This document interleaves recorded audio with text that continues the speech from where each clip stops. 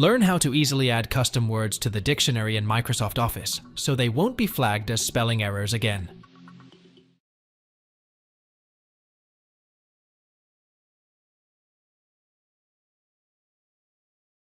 Open a document where you encounter a word marked with a red squiggly line, indicating a spelling error.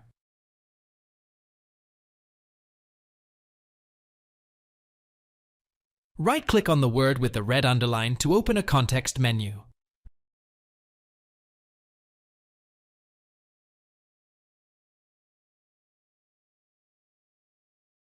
From the options, select Add to Dictionary to prevent the word from being flagged as incorrect in the future.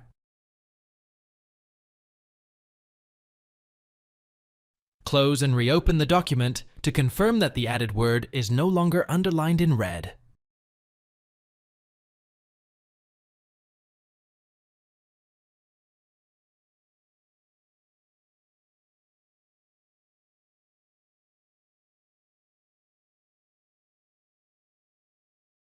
Thanks for watching. If it helps, make sure to hit like and subscribe.